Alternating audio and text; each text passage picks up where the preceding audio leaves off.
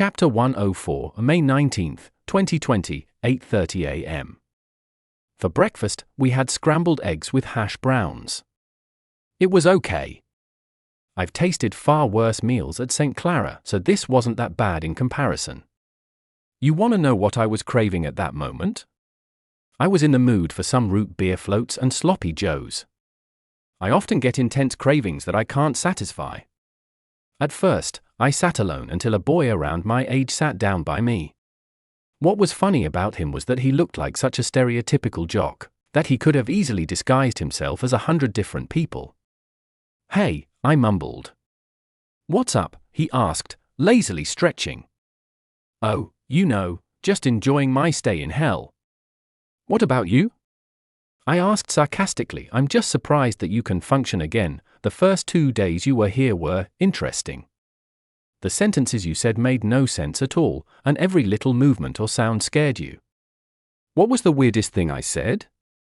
I asked, instantly regretting asking the question. My curiosity got the best of me again. "You said something like, 'I told you, this is all about Kanye West and his jeans.'" "That's how I ended up downstairs in Macy's," he replied, trying his best not to burst out laughing. "That legit sounds like something a homeless man would say. I'm sorry you had to go through all that." "Did I scare people?" I asked, upset that people had to see me in that state of mind. They saw me at my absolute worst. "You want me to be honest with you?" "You scared a lot of people because they thought you were severely schizophrenic. It sounds horrible, but we never expected you to get better. Hey, why don't you go sit with the rest of us?" "Do I deserve such a privilege?" I got up and walked over to their table, where the entire group was singing Witchblades by Lil Peep. I know I said I hate mumble rap, but XXXTentacion and Lil Peep were pretty talented artists despite mumbling. Speaking of X, I once sent him a text message and told him how much his album 17 meant to me. Before you call me a liar, he gave out his phone number during one of his concerts, and I saw the recording of it on YouTube. Unfortunately, he won't ever reply after what happened. I still remember when Lil Peep died. I cried for hours in my room. The first song I heard from him was The Way I See Things, and I heard it from some leafy video, I said emotionally. Peep had the rest of his life ahead of him, and then he just died out of nowhere. I honestly wish fentanyl didn't exist. It's killed so many people, most of whom didn't even realize they took it. "Same, it's always the good people who die early," the jock replied. "Exactly. So what is everyone's name here?" "I'll probably forget them in a few days, but whatever," I asked with a chuckle. I swear I have the worst short-term memory in the world. I constantly forget what I'm doing, and time travel worsened it. "I'm Devon, and that's Angela," he said, pointing to a girl who sat to the right of him. "How are you, Angela?" I asked with a friendly smile. "Wishing I was drunk right now," she replied, shaking her head. "How is alcohol legal anyway? The withdrawals from it can literally kill you." "Delirium tremens sounds awful. Does it help with depression?" I asked curiously. "It sure does. It makes me forget about all my problems." "Nothing beats listening to great music while drunk," she replied with a small smile. "What do you like to listen to?" I asked, curious if we had any music tastes in common. "I listen to this one Russian band called Kino. They have a song called Pachka Cigarette that I love. I also like their songs Spokojnaya Nok, Grupa Krovi, and Kukushka. I don't understand any of the lyrics, unfortunately.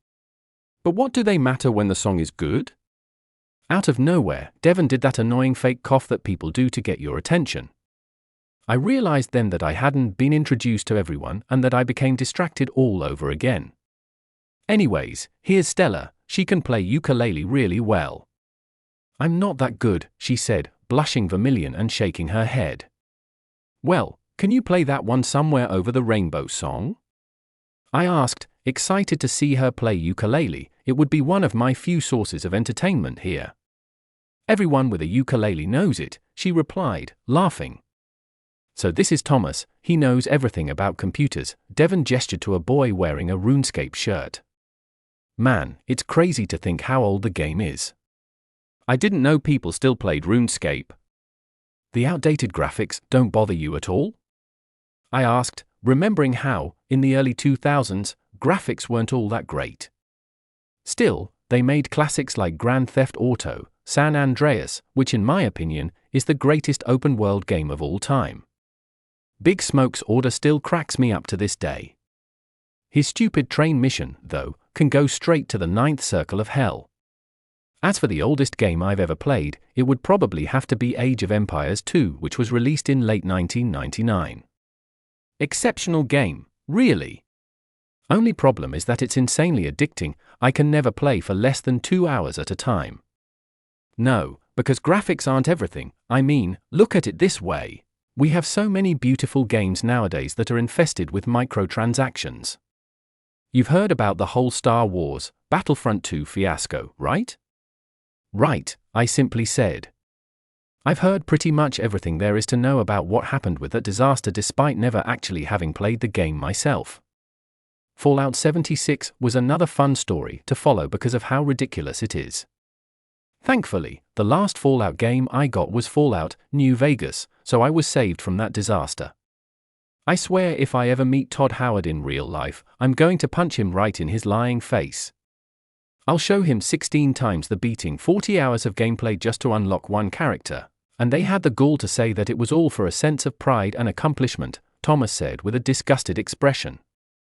I mean, considering it's EA, I'm not really all that surprised. The last good game I played from them was Mirror's Edge. Have you played it? I asked, remembering all the times I tried to escape the helicopters. They show you no mercy. My only real complaint about the game was how awful the ending was. It felt like it came out of nowhere. Another ending I can't stand is the last episode of The Sopranos. I honestly think it might be the worst conclusion to any show in history. It sounds familiar. Wait, is it that one Park Hour game? He asked with his eyes lighting up. That's the one, I've got it on my Xbox 360. Man, that console is so outdated, you can say that again, he replied with a small laugh.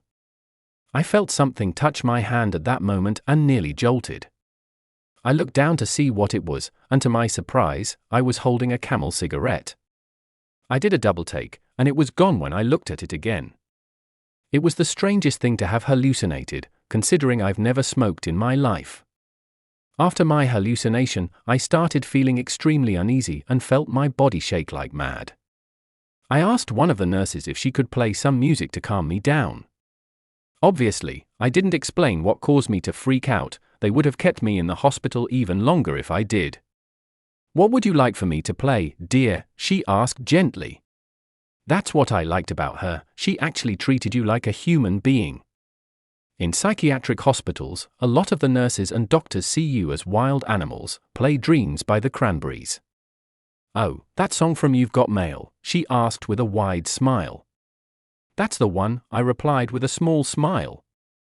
That movie is a guilty pleasure of mine, along with Sleepless in Seattle. As soon as the song started playing, I felt my body and mind relax. That's the thing with Dolores O'Riordan, she had the voice of an angel. It sucks that so many good people die young. But you know what they say, nothing good lasts forever.